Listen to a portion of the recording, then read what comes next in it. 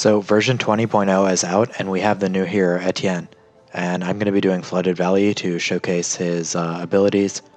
I wanted to use Flooded Valley because I thought it's a map where he might be usable on because of his infinite range, and since there are drones and planes and stuff, they can see over the walls, obviously. Another map that he might be usable on to show his power is Muddy Puddles. I know someone else did that already.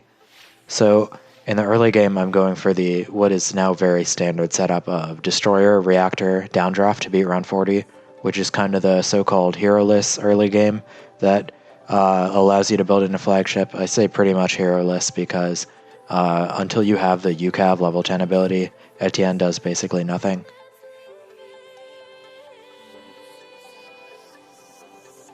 So getting aircraft carrier, and then I'm gonna build into a reactor because the reactor helps the aircraft carrier not get overwhelmed. And with the new buff to the aircraft carrier, well, since 18.0, it's a lot easier to save into flagship actually because the MOAB missiles allow it to pop MOABs. And combined with the reactor, you can actually just get into flagship with this build.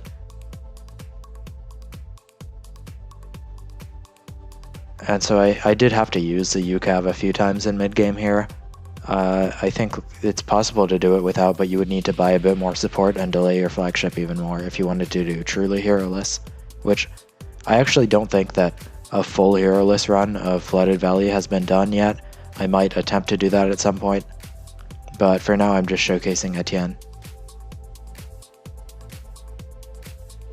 So yeah, the two main things about him are that he has a UCAV ability, which is a infinite range thing that just shoots a bunch of explosion type missiles all over the place. And the other thing is he gives full map camo to everyone. There are drones there, but you can pretty much pretend that they don't exist because they are super weak. And well, yeah, I mean, it's like you have two base dart monkeys flying around, and they aren't even infinite range, so that is definitely an aspect that needs a buff. So after getting flagship, it's pretty easy for a while. So what I'm going to do for the late game is I'm going to get an Arctic Wind on top of the top platform of the flagship, and I'm going to get MOAB presses and an Icicle Impale. I found that this worked best because Etienne cannot damage DDTs at all, and neither can the flagship's MOAB missiles, and also MOAB presses aren't very effective against DDTs, but Etienne does give camo to the Icicle Impale, so it means that the Impale can hold off all of the DDTs pretty much by itself. And I am going for the top crosspath on the Impale because I don't have money to spare for a MIB, and I can't use Acid Mixture Dip because of all the MOAB presses that are going to be sort of in the way. So I'm just setting up my Snowstorm and my primary training village with discount. Unfortunately, I have to get the Snowstorm without discount because the village is on the ice. But regardless, I got it to mentoring because of the extra range, and I just got 2 presses for now. Or, well, I'm going to have 2 press after I can afford it. And that's what I'm going to start building into. I'm also getting a Balloon Impact, which, in conjunction with the Snowstorm, will deal with pretty much all the ceramics. So Balloon Impact, either by itself or buffed by primary mentoring, is definitely a good choice to deal with large waves of ceramics. It's got 48 Pierce, 60 if you're using Striker drones. So that's definitely useful because, unlike Downdraft, it can handle a lot at once. Especially with the Downdraft nerf in the most recent version, 20.0, you need to get 0.32 for Downdraft to have the same effectiveness as before. So I got a Spike Storm to deal with the early DDTs before I can afford Impale, again because I really just don't have any DDT damage. Spike Storm's also going to help out on round 100.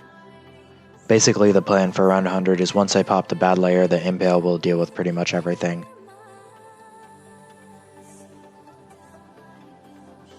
So same deal for 93, I used the Snowstorm ability so that the presses could knock it back and the Spike Storm could deal damage.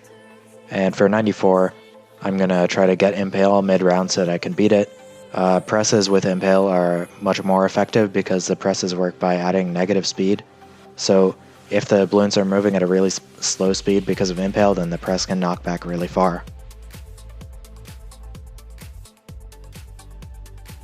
It took me a few attempts to get through this round 94. I always was just a bit short of affording Impale, so I decided that I can just not buy Metal Freeze until round 95, since nothing is metal on this round anyway, and I saved myself $325, which allows me to get it earlier. Also just like better ability timing and stuff.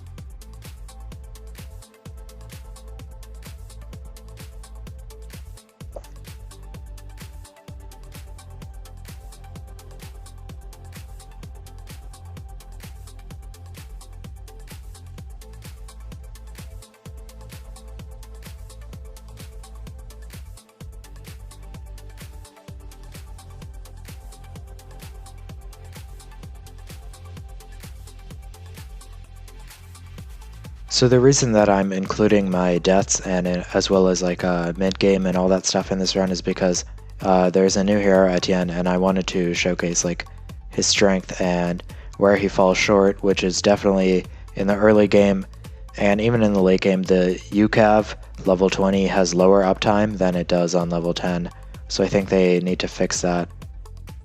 I mean, the infinite range is nice, and effectively his role is that he's a cheap DPS tower that you don't need to buff at all because he doesn't even receive buffs.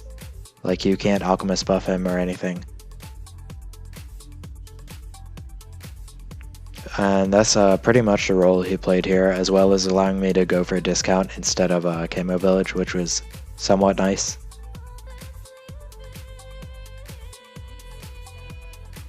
So for round 95, now that I have Impale, it should be easier than the other DDT rounds because I just put it on strong and let the Impale slow everything down to 0.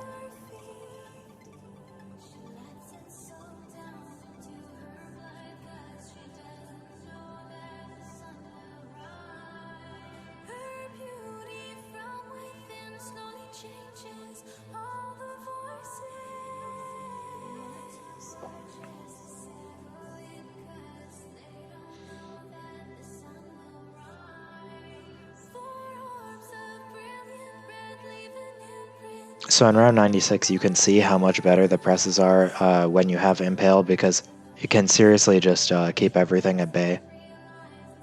Especially on a map like Flooded Valley, what is happening is that the waves are getting sort of separated so that we're only dealing with half of it at a time, because the other half is still in its big blimp forms like ZMGs and BFBs, while the other half is breaking. So that allows us to deal with only one half of it at a time. On 98, what I figured out that I had to do to beat it is get 2 more presses, as well as get a concoction, but it took me a while to figure out how to get that work.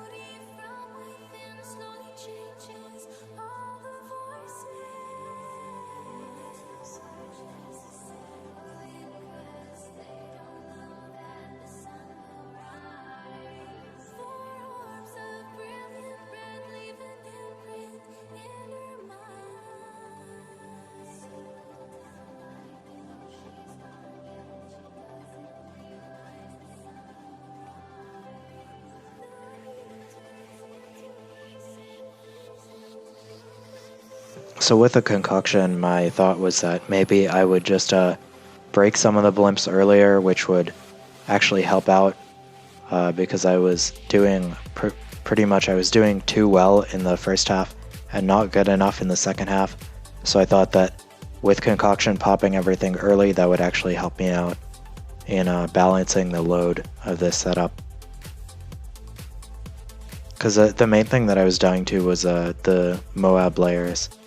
Like of MOAB specifically, not ceramics or anything, because ceramics are fine with the snowstorm, with a big range of slow.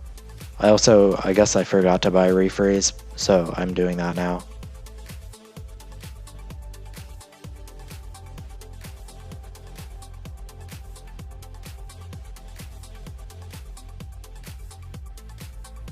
So with the concoction, you can see that that top wave, it just got deleted really fast. And of course, Etienne's passive ability is dealing a lot of damage, even though it's hard to tell, but it's just taking off a lot of the health of the blimps, sort of passively.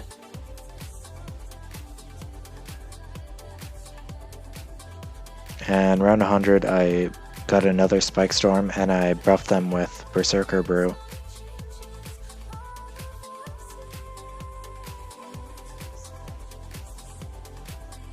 I was trying to find a spot where I could hit the track with the spikes for the second Spike Storm, but I wasn't able to get one.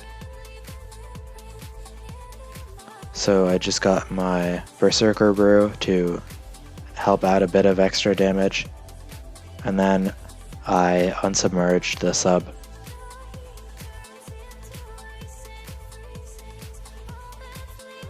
And then I had a bit of extra money, so I just got a base boat.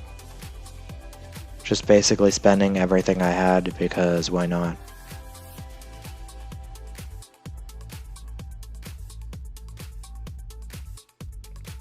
So the idea is that if I can pop the bad layer, I'm pretty much good because I have the Impale and Press to knock everything back.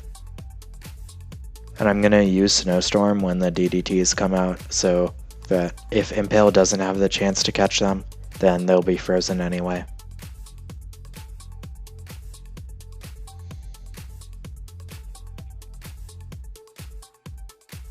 So as you can see here, the ZMGs are getting knocked back super far because of the Impale Press synergy. And that's about it. So we are gonna look at the pops, and we've got about 430k on Etienne and about 100k on Impale.